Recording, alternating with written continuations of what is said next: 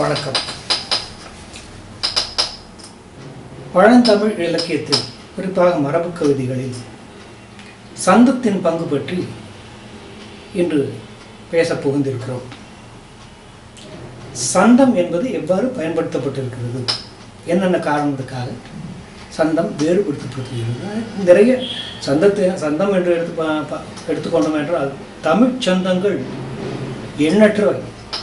அதிலும் அருணகிரிநாதர் செய்திருக்கிற சித்து விளையாட்டு, சந்தத்தில் செய்திருக்கிற சித்து விளையாட்டு இன்னொரு விழா அந்த உயரத்தை தொட்டு பார்க்க முடியாது. அத்த வேட்கை பற்றி நோக்க தத்தை மார்க்க தமராயன் பற்றக்கூட்ட திப்பழக்கு டச்சு தோற்பற்றி எவோடும் சித்தமிட்டு பொய்த்த வாழ்க்கை சிக்கனிக்கு தினதாய சித்திரவாக்கு பெற்று வாழ்த்து செச்சை காத்த பெறுவேனும் கொத்து நூற்று 10 நாட்டை கொற்ற வைத்து கரசாய குக்குடாத்த சற்பகோத்தர் பொப்ப வைக்க குமரை சாக்க தத்துவ 48 மீட்டர் திடமெழும் சாத்தர் தக்கமாக சத்திய வாக்கிய பெருமாள் இப்படி பகர முத்தமிழ் பொருளமை பயணம் இப்படி வாழும் பழைய முத்தியில் 11 பரவு கற்பக தருவாழும் புகரில் முத்தியிட்டு அரசு பெற்ற பொலி மறுப்பதற் பெருவாழும் புலனற்றிட பல விதத்தினை பலத்தினை தருவாய் தகரில் தகை தலைமிழப்பினை சரவணத்தினில் பெறுவோனே தனிவனத்தினில் புனவர தீயை தழுவு கொப்பிய தெருமார்வாய் சிகர வெப்பினை பகல் தெருளயிற் சுழற் குமரேசா செழுமலர்பொழில் குரோம் மற்றும் திருவிடை கழி பெருமாள் இப்படி ஆயிரக்கணக்கான சந்தங்களை பயன்படுத்தியிருக்கிறார். அது மிகவும் கட்டுக்கோப்புடைய சந்தங்கள். எழுத்தெண்ணி பாடலாம். பாடலை ஒவ்வொரு அடியிலும் எழுத்துக்களை ஒற்று நீக்கி எண்ணி பார்த்தால் எழுத்து சமமாக இருக்கும். முதல் அடியில் 25 எழுத்து இருந்ததுன்னா அந்த பாடல் முழுவதிலும் 25 எழுத்து தான் இருக்கும். அவ்வளவு இறுக்கமான பின்னலுக்குள் அமைத்து கொண்டு தன்னுடைய உருக்கமான பாடல்களையும் சரி, உணர்ச்சி பிரவாகமான பாடல்களையும் சரி அருணகிரிநாதர் செய்திருக்கிறார். இது ஒரு பக்கம். இன்னொரு பக்கத்தில் எல்லாருக்கும் புரிய எளிதான உதாரணம் சொல்லணும்னு சொன்னால், கர்நாடக சங்கீதத்தில் இன்னென்ன பாவத்துக்கு, இன்னென்ன உணர்ச்சிக்கு, இன்னென்ன உணர்வுக்கு, இன்னென்ன ராகங்கள் என்ற கணக்கு உண்டு, கட்டுப்பாடு உண்டு. காரணமாக நிதிச்சால சுகமா அப்படிங்கிற பாட்டை அட்டானால் பாட முடியுமா? நாட்டையில் பாட முடியுமா?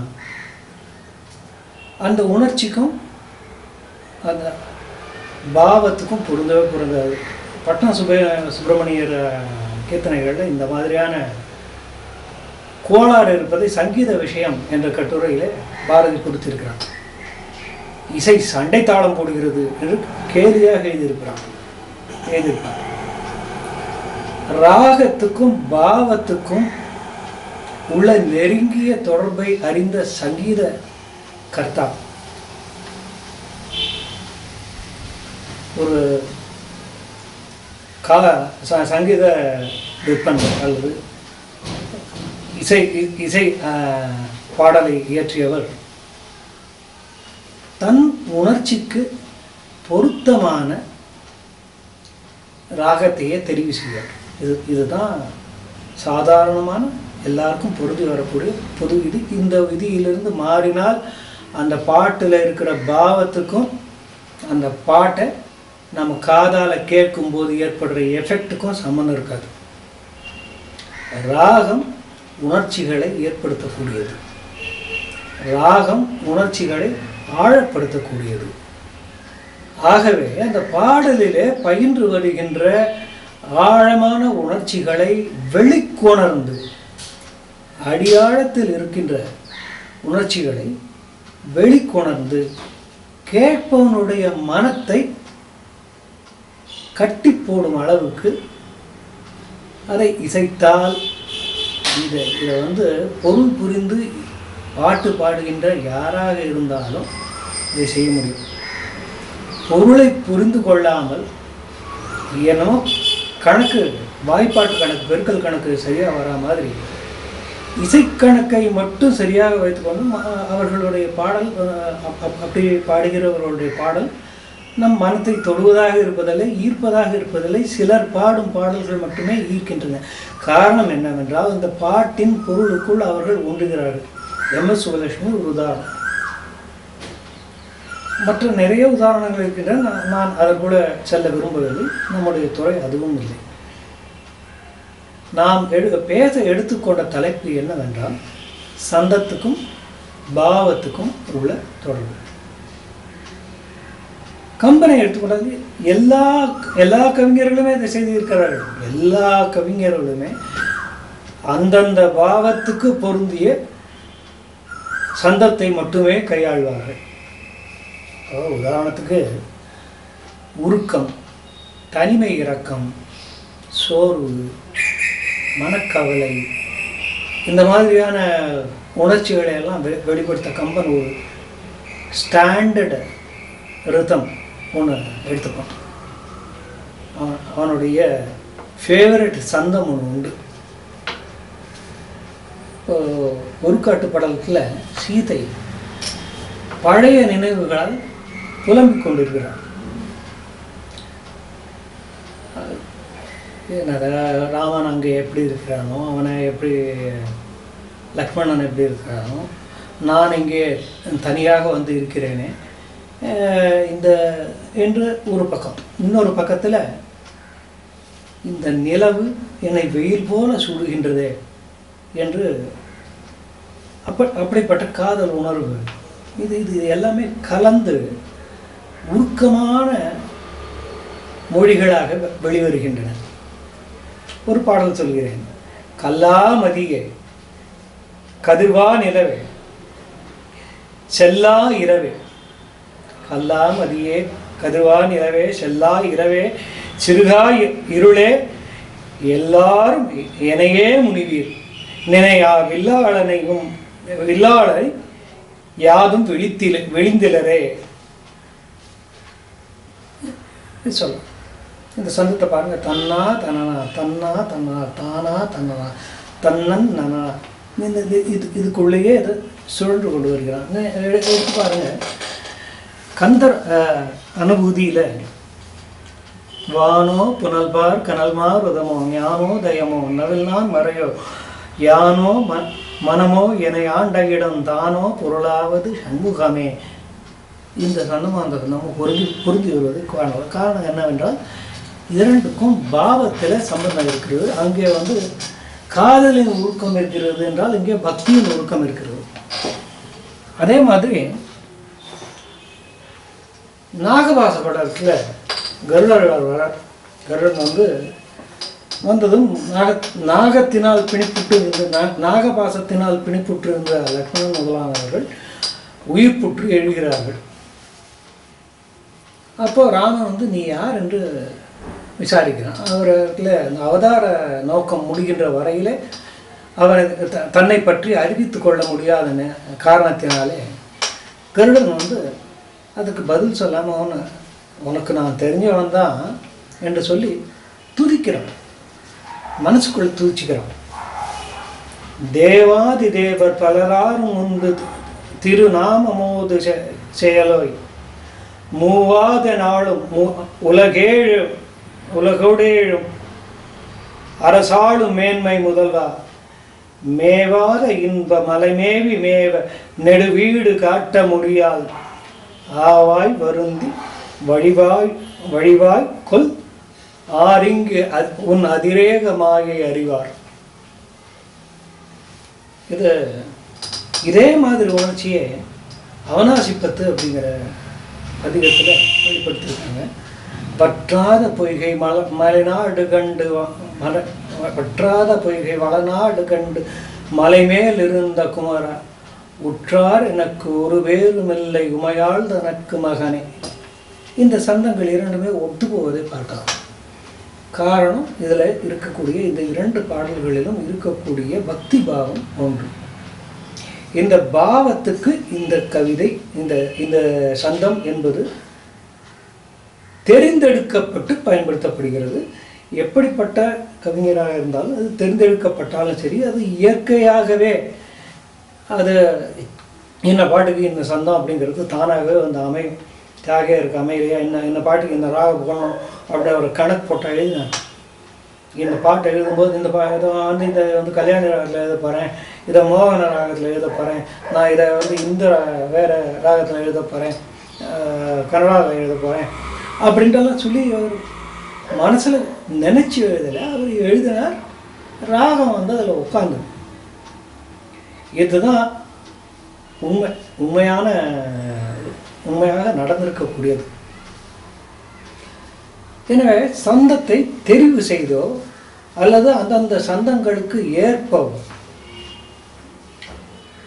உணர்ச்சிகளை பிரதானப்படுத்தி அதில் உள்ள உணர்ச்சிகளை வெளிக்கொணர்வதற்கு ஏதுவாக அந்தந்த சந்தங்களை அமைப்பார்கள் கவிஞர்கள்.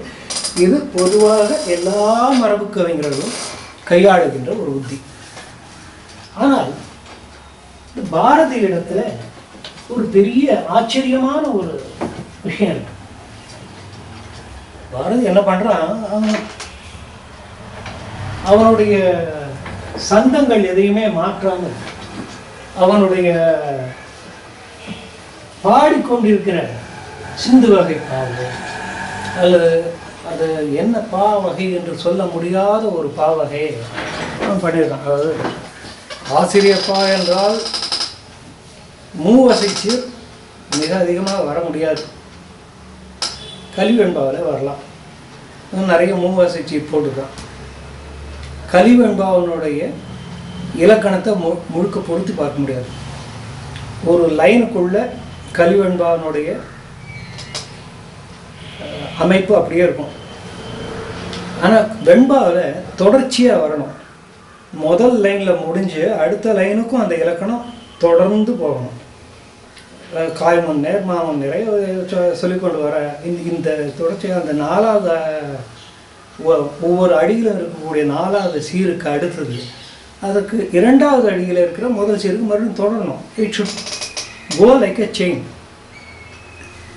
அப்படி பார்த்தோம்னு சொன்னால் காய்ச்சலில் 4வது சீரியம் நிறையசையில் 2ஆம் அடியும் முதல் சீரியம் தொடங்கியிருப்பான். இந்த ஒரு லைனுக்குள்ளே அது ஃபிட் ஆகிடும், கரெக்டாக ஃபிட் ஆகிடும். 2வது எடுத்து பார்த்தீங்கன்னா அதுக்குள்ளே அது ஃபிட் ஆகணும். இது என்ன வகைப்பா என்று நான் தஞ்சை ஆய்வு ஆராய்ச்சி பதிப்பில் ஒவ்வொரு பாடலுக்கும் இன்ன பா இனத்தை சேர்ந்தது என்று குறிப்பு கொடுத்திருக்கிறார்கள். இந்த வகை பாடல்களை எங்கெங்கெல்லாம் பாரதி பயன்படுத்தியிருக்கிறானோ அங்கெங்கெல்லாம் அதுக்கு என்ன வகை பா என்ற குறிக்கவில்லை. அதை பாரதி புதுசாக உற்பத்தி பண்ணி கொண்டு பா என்று வைத்துக்கொள்வோம். இப்போ ஒரு சில சிந்துப்பாக்களையும் அந்த சிந்துப்பா அதை தொடர்ந்து நான் சொன்ன அந்த ஆசிரியர் பா மாதிரியான அதை ஒட்டிய அந்த நடையிலே செல்லக்கூடிய அந்த வகை பாவையும் கொஞ்சம் வேகமாக சொல்கிறேன். அப்புறம் அதுக்குள்ளே இருக்கக்கூடிய பாவங்கள் எல்லாம் பிரித்து பார்க்கணும். ஒரு லைனுக்கு ஒரு பாவம், அதுதான் ஆச்சரியம். சந்தமே மாறாது, பா இனம் மாறாது. ஆனால் முதல் லைனுக்கு ஒரு பாவம் இருக்கும், 2வது லைனில் வேறு பாவம் இருக்கும், 3வது லைனில் திடுக்குன்னு திருப்புவான். ஒரு நாம் எடுத்துக்கொள்ள போகிற பகுதி என்ன என்றால், அதாவது தர்மபுத்திரன் சூதாடி எல்லாவற்றையும் இழந்து விட்டான். எல்லாவற்றையும் இழந்தவுடன் அங்கே துரியோதனனுக்கு வந்து உற்சாகம் பீறிடுது. உற்சாகம் பீறிட்டு மக்கள் அங்கு கூடியிருக்கிற மன்னர்களை பார்த்து அறைகூவல் விடுகிறான். பெருமிதத்துடன் களிப்புடன் சொல்லுகிறான். அந்த லைனை அந்த உணர்ச்சியை சகுனி மட்டுப்படுத்துகிறான். சகுனி மட்டுப்படுத்தி எதுக்காகனா ஒரு கயமையோடு மட்டுப்படுத்துகிறான். ஏன்னா பாஞ்சாலியை வந்து பணைய வைக்க வேண்டும் என்பதுதான் அவனுடைய ஐடியா. இந்த புத்திசாலி துரியோதனனுக்கு அது வரைக்கும் தென்படவில்லை, அவனுக்கே தோணல அந்த விதமான ஒரு ஐடியா. அதை எடுத்து சொல்லும்போது துரியோதனன் பேச்சை கவனிங்க, அதற்கு பிறகு சகுனி பேச போகிற பேச்சை கவனியுங்கள். எப்படி மாறுகிறது. பொங்கி எழுந்து சுயோதனன் அங்கு பூதல மன்னர்க்கு சொல்லுவான், ஒளி மங்கி எழுந்தனர் பாண்டவர் புவி மண்டலம் நம்மது இனி கண்டீர், இவர் சங்கையில்லாத நிதியெல்லாம் நம்மை சார்ந்தது வாழ்த்துதீர் மன்னர்கள், இதை எங்கும் வரையாரே ஆயடா தம்பி என்றது கேட்டு சகுனிதான் இதுவரைக்கும் உற்சாகம் பொங்குகிறது. பொங்கி எழுந்து சுயோதனன் அங்கு பூதல மன்னர்க்கு சொல்லுவான், ஒளி மங்கி எழுந்தனர் பாண்டவர் மண்டலம் நமது இனி கண்டீர், இவர் சங்கை இல்லாத நிதியெல்லாம் நம்மை சார்ந்தது வாழ்த்துதீர் மன்னர்கள், இதை எங்கும் பறையாரையாயடா தம்பி என்றது கேட்டு சகுனிதான் புன்னிடை கோல் கொண்டு குத்துதல் நின்னை போன்றவர் செய்திடத் தகுவதோ, இரு கண்டிலும் சால இனியவர் என்று இந்த காளையர் தம்மை இங்கு உந்தைதான் நெஞ்சில் எண்ணி இருப்பது அறிகுவாய், இவர் யார் நின்ற சோதரர் அல்லரோ, களி நன்னி தொடங்கிய சூதன்றோ, இவர் நானூறச் செய்வது நேர்மையோ, இன்னும் பணம் வைத்தாடுவோம். எப்படி பாருங்க, உன்னிடை கோல் கொண்டு குத்துதல் நின்னை போன்றவர் செய்திட தகுவதோ. முதல்ல என்ன நினைக்கிறோம் அதை பார்க்கணும், ஐயோ சகுனி கூட இந்த மாதிரியெல்லாம் பேசுவானா, அவன் மனசில் கூட இந்த மாதிரியான நியாய உணர்வெல்லாம் ஏற்படுமா அப்படிங்கிற அதிர்ச்சி முதல்ல ஏற்படுகிறது. அடுத்தது ஸ்லிப்பாக இருப்பார், புன்னிடை கோல் கொண்டு குத்துதல் நின்னை போன்றவர் செய்திட தகுவதோ, இரு கண்ணிலும் சால இனியவர் என்று இந்த காளையர் தம்மை இங்கு உந்தைதான் நெஞ்சில் எண்ணி இருப்பது அறிகுவாய், இவர் யார் நின்றன் சொல்கிறாரல்லோ, களி நன்னி தொடங்கிய சூதன்றோ, இவர் நானூறச் செய்வது நேர்மையோ. 3 லைனில் ஒரு எக்ஸ்பிரஷன். இன்னும் பணையம் வைத்தாடுவோம். கயமை பாருங்க, வெற்றி இன்னும் இவர் பெயராகுங்கான், பொன்னும் குடிகளும் தேசமும் பெற்று பொப்புடன் போவதற்கு இடம் உண்டாம். பதில் இருக்கிறான், ஒரு கொக்கி போடுறான் அந்த இடத்துல.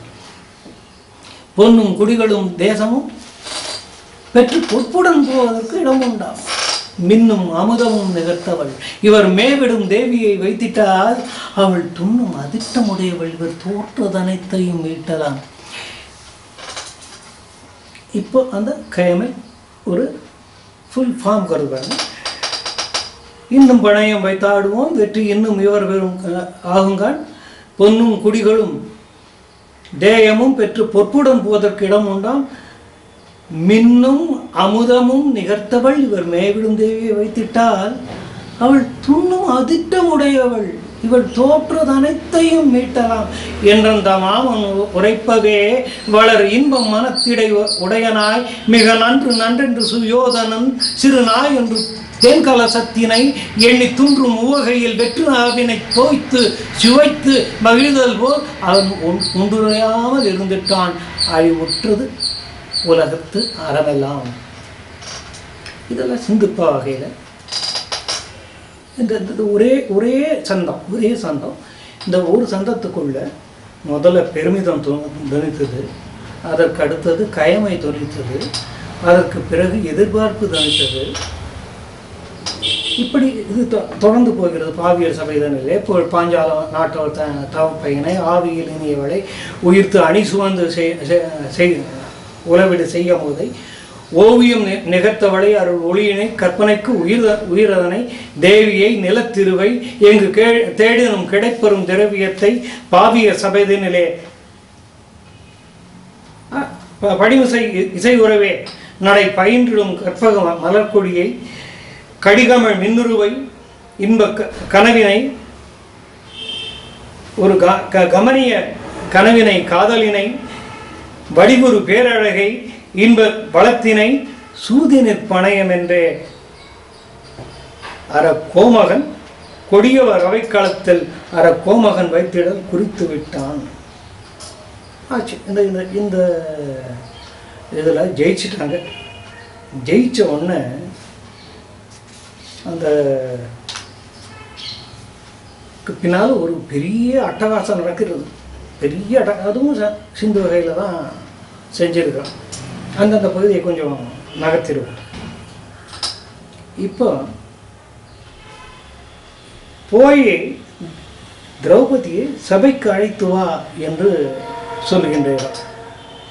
இப்போ தான் நான் சொன்னேனே, அந்த ஆசிரியப்பா ஒத்த ஆசிரியப்பாவா கலிவன்பாவா என்று தீர்மானிக்க முடியாத அந்த நடையை தனக்கு, அதாவது ஒரு புது நடை, அந்த நடையை கையாண்டிருக்கிறார். தர்மம் மழை பெய்த சத்தியமும் பொய்யாக பெருமை தவங்கள் பெயர் கட்டு மண்ணாக வானத்து தேவர் வயிற்றிலே தீப்பாய மோன முனிவர் முறைகட்டு தாமயங்க வேதம் பொருளின்றி வெற்றுரையை ஆகிவிட நாதம் குலைந்து நடுமையின்றி பாழாக கந்தர்வர் எல்லோரும் களை இழக்க சித்தர் முதல் அந்தரத்து வாழ்வோர் அனைவோரும் பித்தரவே நான்முகனார் நாவடைக்க நாமகற்கு புத்திகேட வான்முகளை போன்றது வண்ண திருமாலும் அரிதுவில் போய் மற்றாங்கே ஆழ்ந்த துயில் எய்துவிட செருதரு நற்சீரழகு செல்வமெல்லாம் தானாகும் சீதேவி வதனம் செம்மை போய் காரடைய மாதேவன் யோகம் மதிமயக்கமாகிவிட வாலை உமாதேவி மா காளி வீருடையாள் மூலமா சக்தி ஒரு மூவிலை வேல் கையேற்றாள் மாயை தொலைக்கும் மகாமாயை தானாவாள் பேயை கொலையை பிணக்குவையை கண்டு வைப்பாள் சிங்கத்தில் ஏறி சிரிப்பால் உலகழிப்பாள் சிங்கத்தில் ஏறி சிரித்தவையும் காத்திடுவாள் நோவும் கொலையும் நுவலொனா பீடைகளும் சாவும் சலிப்பும் என தான் பல்கணமுடையாள் கடா இருமை ஏறும் கருநிறத்து காலனார் விடாது பணி செய்ய இலங்கு மகாராணி மங்களம் செல்வம் வளர் வாழ்நாள் நற்கீர்த்தி துங்கமுறு கல்வி என சூழும் பலகணத்தாள் ஆக்கன் தானாவாள் அழிவு நிலையாவாள் போக்கு வரவெய்தும் புதுமை எல்லாம் தானாவாள் மாறி மாறி பின்னும் மாறி மாறி போகும் வழக்கமே தானாவாள் ஆதிபரா சக்தி அவள் நெஞ்சம் வன்மைகிற. இந்த பாட்டில் வேகத்தை பாருங்க. ஒவ்வொரு லைன்லையும் ஒவ்வொரு தெய்வத்தை தலை குப்புறத்தை கவித்து போட்டு வேதம் பொருளின்றி வெற்றுரையே ஆகிவிட நாதம் குலைந்து நடுமையின்றி பாழாக கந்தர்வர் எல்லோரும் களை இழக்க சித்தர் முதல் அந்தரத்து வாழ்வோர் அனைவோரும் பித்துரவை நான்முகனார் அடைக்க. இதை விட ஒரு பெரிய இடி சொல்லு நான்முகனுக்கு சொல்ல முடியுமா? நாமகற்கு புத்தி கெட வான்முகிலை போன்றதொரு வண்ண திருமாலும் அரிதுயில் போய் மற்றாங்கே ஆழ்ந்த துயில் எழுதிவிட செறிதரு நற்சீரழகு செல்வம் எல்லாம் தானாகும் சீதேவி வதனம் செம்மை போய் காரடை. பாரதியோட கோபம் எப்படியெல்லாம் வெளிப்படுகிறது. பாரதி இத்தனை பேர் இத்தனை தெய்வங்களும் என்ன பண்ணி கொண்டிருந்தார்கள், என்ன செய்து கொண்டிருந்தார்கள்? அவங்களுக்கு மூளை கெட்டு போயிட்டு அவங்களுக்கு புத்தி கெட்டு போச்சு. திருமாலும் அரிதுயில் போய் ஆழ்ந்த துயிலில் எழுதிட்டார். திருமகளுக்கு தன் இலக்கணத்தையே இழந்து அவள் செம்மை போய் கருமை அடைந்தாள், மூதேவியா போயிட்டா. அந்த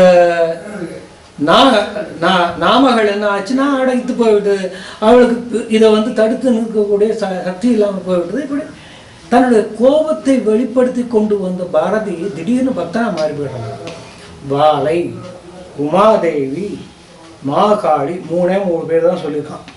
வாலை உமாதேவி மாகாளி 3 பேர் சொன்னான். அவ்வளோதான் அடித்தான். குணங்களுக்கு கூற ஆரம்பித்தான்.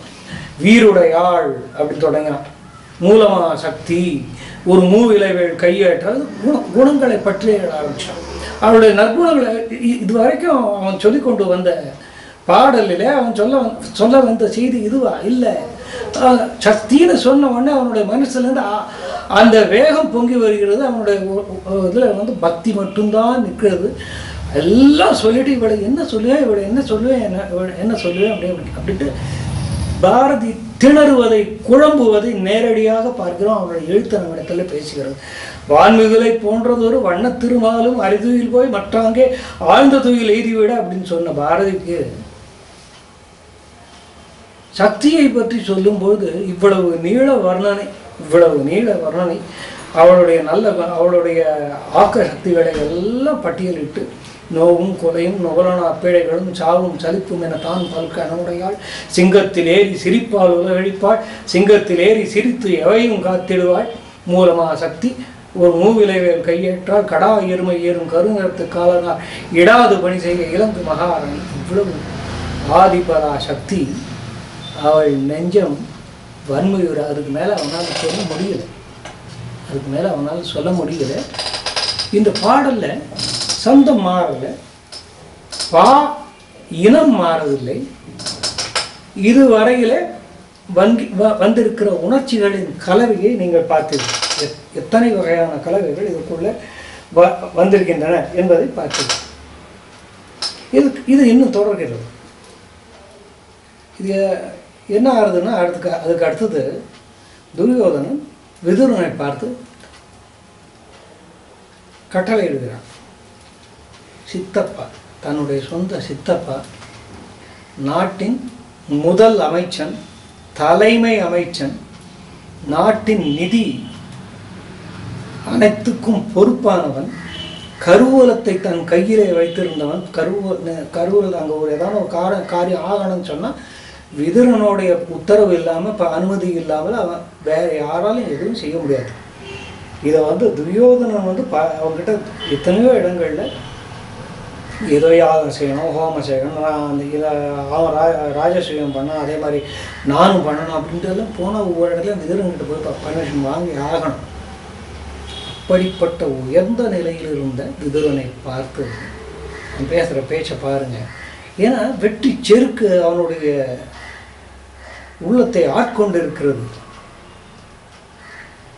சொல்ற, செல்வாய் விதுராய், நீ சிந்தித்திருப்பதேன் வில் வாழ் நுதலினாள் மிக்க எழிலுடையாள், முன்னே பாஞ்சாலர் முடிவேந்த நாவி மகள், இன்னே நாம் சூதில் எடுத்த விளைமகள்.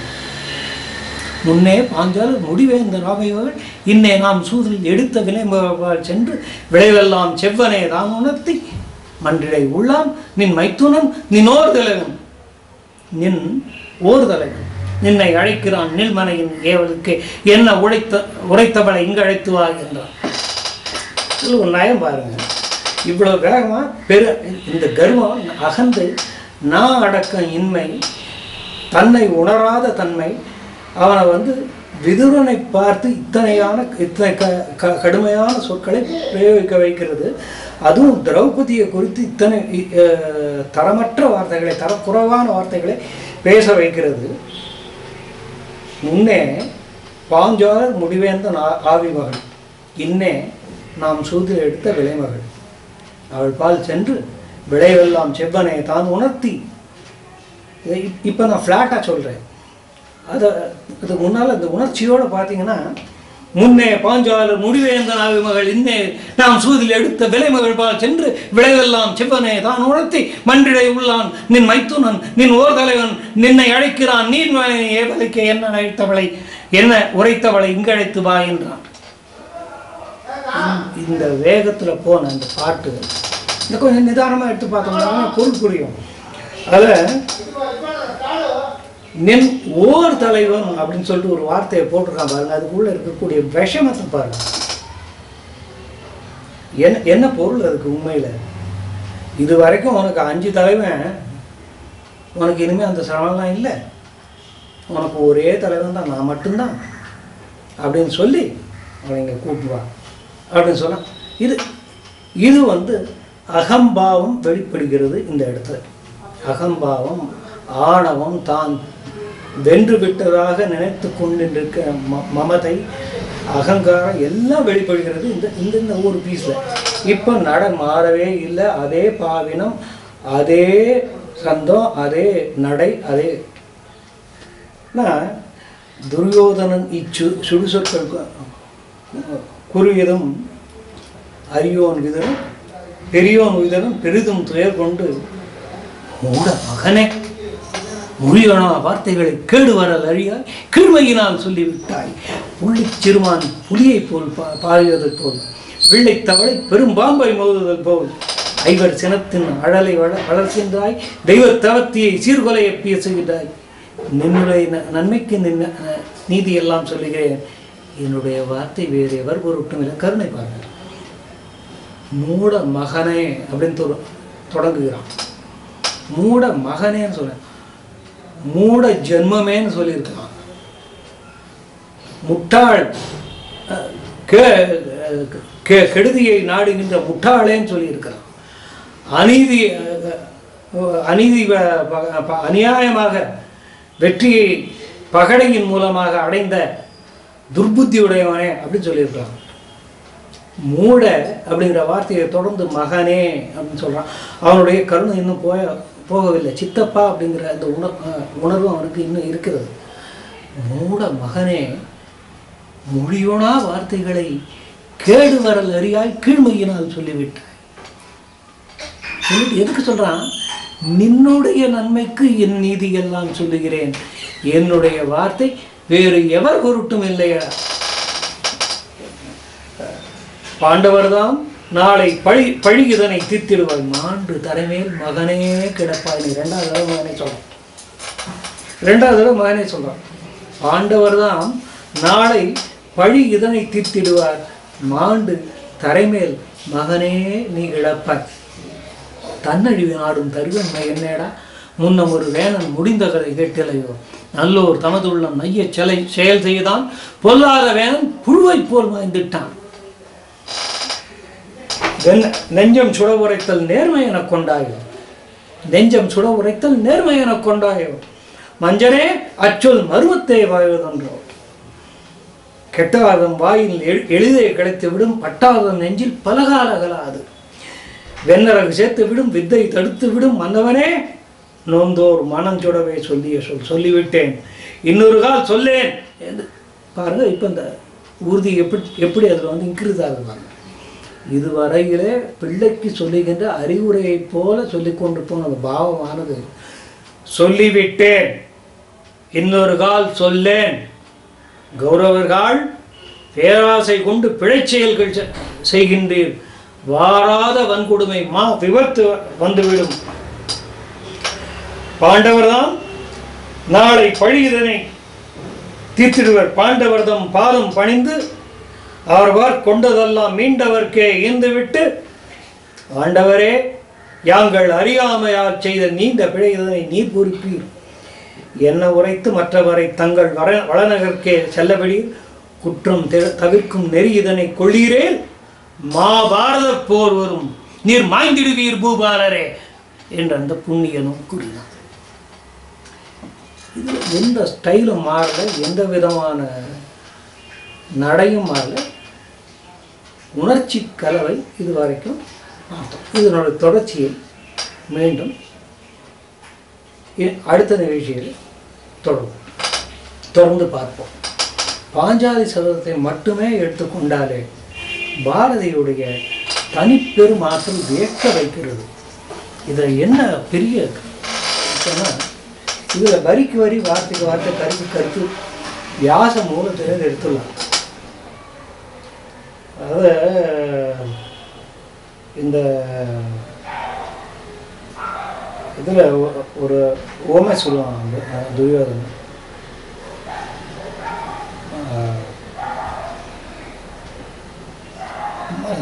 பானை தேனில் அகப்பை போல்வார் அப்படின்னு சொல்லுவாங்க. எத்தனை சாஸ்திரங்கள் படிச்சிருந்தாலும், எத்தனை விதமான அறிவு உடையவர்களாக இருந்தாலும், மண்ணும் சாத்திரத்து உள்ளுரைக்கான பண்ணு சாத்திரத்து உள்ளுரைக்கான பானை தேனில் அகப்பை போல்வார் அப்படின்ற ஒரு உதாரணம் சொல்கிறோம், ஒரு உண்மை சொல்கிறோம். இது அப்படியே வியாசரில் இருக்குது. இந்த இது சொல்கிறானே விதுரன் பேசுகிற பேச்சு அப்படியே நீங்கள் எடுத்துடலாம். அதில் ஒரே ஒரு இடத்த மட்டும் ஸ்லிப் பண்ணியிருக்கான். அதாவது பாஞ்சாலி சூதிலே வைக்க தகுந்தவள் அல்லள், ஏனென்றால் தர்மபுத்திரன் தன்னைத்தானே வைத்து இழந்த பிறகுதான் ஆடினான். ஆண்டானும் அடிமையும் சூதாடுவது சூதாட்ட சட்டத்தின்படியே செல்லுபடியாகாது. சூதாட்ட சட்டத்தின்படி இருவரும் விளையாடினால் கூட ஸ்டேக்ஸ் வச்சு விளையாடக்கூடாது, பணம் வைத்து பந்தயம் வைத்து விளையாடக்கூடாது. அப்படியே பந்தயம் வைப்பதாக இருந்தாலும் கூட இந்த பொருளை பந்தயம் வைத்து விளையாடு என்று சொல்லி சொல்லி சஜஸ்ட் பண்ணக்கூட சூதாட்ட சட்டத்திலேயே இடமில்லை என்று சொல்லுவது விதுரனுடைய சொல். அதை அப்படியே ஷிஃப்ட் பண்ணால் நேராக கொண்டு போய் பாஞ்சாலி வார்த்தையில் கொண்டு பாஞ்சாலியோடைய வாயில் கொண்டு போய் போட்டான். இந்த காரணங்களை எல்லாம் எடுத்து பார்த்தோம்னு சொன்னான். பாஞ்சாலி சபதம் இயற்றப்பட்டதற்கான மூல காரணம், அடிப்படை காரணம், பெண்ணுடைய பெருமையை உயர்த்துவது என்பது ஒரு தெளிவு கிடைக்கும். அது ஒரு பக்கம் இருக்கும். இப்போது நாம் பேசத்தை எடுத்துக்கொண்ட பொருளில் தெளிவான ஒரு நோக்கம், தெளிவான ஒரு வரையறை இதுவரையிலே செய்து கொண்டிருக்கிறோம். இதை தொடர்ந்து செய்வோம். இதை எப்படி ஒரே நடையிலேயே பாவத்தை மாற்றி மாற்றி மாற்றி மாற்றி அமைத்து கொண்டு போய் தான் கொஞ்ச நாளைக்கு முன்னால் பேசிக்கொண்டிருந்தோம். பனி வீடும் மலரும் அப்படி அப்படி ஒரு பாட்டு இருக்கு. நாட்ட ராகம், அது கம்பீரமான ஒரு ராகம்.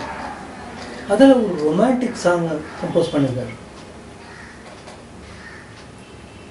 நாம் கொஞ்ச நேரத்துக்கு முன்னாடி தான் பேசியிருந்தோம். பாவத்துக்கும் ராகத்துக்கும் தொடர்பு இருக்கணும், நெருங்கிய தொடர்பு இருக்கணும். தொடர்பு இருந்தால்தான் அந்தந்த ராகம் வெளிப்படுத்தும் உணர்ச்சியை அந்தந்த பாடல் வெளிப்படுத்தும் உணர்ச்சியோடு பொருந்தி வந்தால்தான் அந்த பாடல் கேட்பவனை பிடிக்கச் செய்யும், உள்ளத்தில்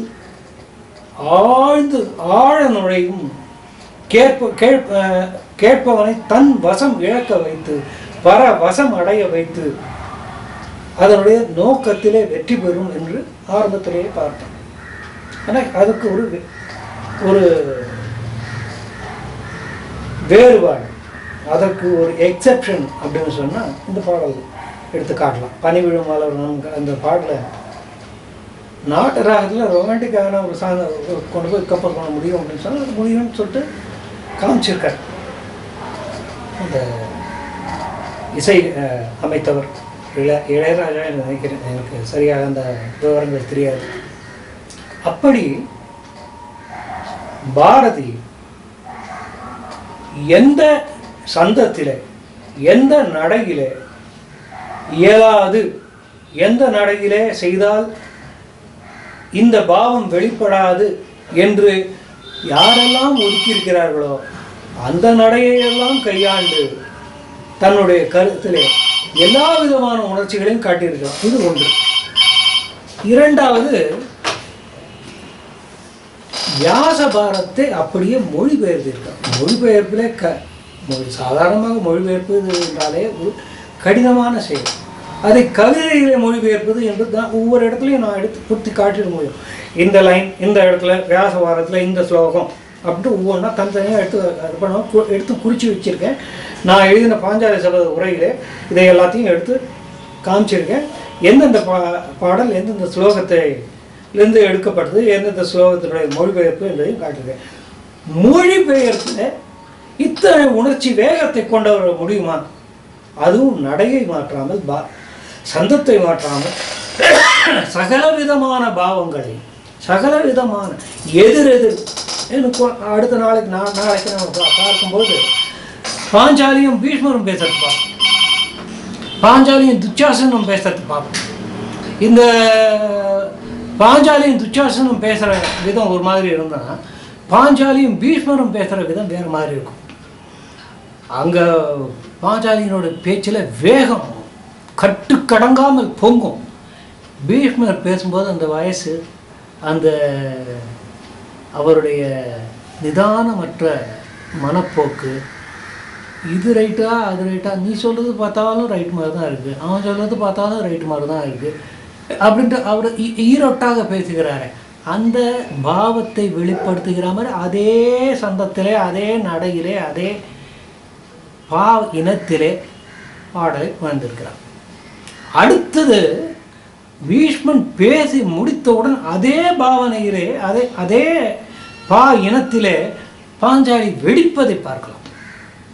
நான் இப்போது இன்றைக்கு ஒரு தொடக்கத்துக்காக செய்திருக்கிற காரணத்தினால முழு உணர்ச்சிகளையும் நான் அதில் காட்டுறதில்லை. நான் முழு உணர்ச்சிகரமான நடையோடு இதை ஒரு தடவை சொல்லிவிட்டு இந்த பகுதியை முழுக்க சொல்லிவிட்டு அதன் பிறகு இப்படிப்பட்ட விளக்கங்களை கொடுக்கலாம் என்று எண்ணுகிறேன். இறையருள் தொடர்ந்து இந்த விவாதத்தை, இந்த பணியை நல்ல திசையிலே செலுத்த எனக்கு வழிகாட்டுமாறு, இதை தொடர்ந்து நீங்களெல்லாம் பார்த்து ஆதரித்து உங்களுடைய ஆதரவினாலே நான் மேலும் ஊக்கம் கொண்டு இது போன்ற நிகழ்ச்சிகளை மேலும் வழங்க எனக்கு ஆதரவு நல்குமாறு கேட்டுக்கொண்டு வழங்கி விடைபெறுகிறேன். நீங்கள் சந்திப்போம். அடுத்த பகுதியில் பாஞ்சாலியும் துச்சாதனும் உரையாடும் கட்டம், பாஞ்சாலியும் பீஷ்மரும் உரையாடும் கட்டம். இது ரெண்டையும் எடுத்துப்போம். அதன் பிறகு எண் சீர்திருத்தத்தை எப்படியெல்லாம் டெலிவர் பண்ணலாம். சாதாரணமாக கன்வென்ஷனல் டெலிவரிங்கிறது என்ன? கன்வென்ஷனல் டெலிவரின்னு சொன்னால் மனம் வர சொன்னாயோ வீமா என்ன வார்த்தை சொன்னாய் எங்கு சொன்னாய் யாவர் முன்னே, இது ஒரு கன்வென்ஷனல் டெலிவரி. இதுதான் எண் சீர்திருத்தம் படிக்க வேண்டிய விதம், இதனுடைய சொந்தம். ஆனால் இதை இப்படி படிக்கக்கூடாது. இதை படிக்கக்கூடிய உணர்ச்சிகரமான முறை என்பது வேறு. அதையெல்லாம் பின்னாலே வருகின்ற தொடர் நிகழ்ச்சிகளிலே தொடர்களிலே பார்ப்போம். அடுத்தடுத்த பகுதிகளில் ஒவ்வொன்றாக எடுத்து விவாதிப்போம். உங்களுடைய கேள்விகள் ஏதேனும் இருக்குமானால் எனக்கு hari.harikrishnan@gmail.com என்னுடைய முகவரியை, மின்னஞ்சல் முகவரியை இந்த பதிவின் கீழேயே கொடுத்திருக்கிறேன். அந்த மின்னஞ்சல் முகவரிக்கு பாஞ்சாலி சபதம் என்ற சப்ஜெக்ட் லைனோட எனக்கு அனுப்பி வைத்தீர்கள் என்றால் உங்களுக்கு எழக்கூடிய ஐயங்களையோ அல்லது மாற்று கருத்துக்களுக்கான என்னுடைய கருத்தையோ, உங்களுக்கு கருத்து மாற்று கருத்து இருக்குமாயின் ஏற்கத்தக்கதாக இருந்தால் கட்டாயம் ஏற்றுக்கொள்கிறேன். அதற்கு எனக்கு மறுப்பு இருந்தது என்றால் அவற்றை தெரிவிக்கிறேன். உங்களுக்கு ஐயங்கள் ஏற்பட்டிருந்தால் ஐயங்களை என்னால் என்ற அளவுக்கு தெளிவுபடுத்தி வைக்கிறேன் என்று சொல்லி இந்த அளவிலே இன்றைக்கு பூர்த்தி செய்கிறேன். நன்றி, வணக்கம்.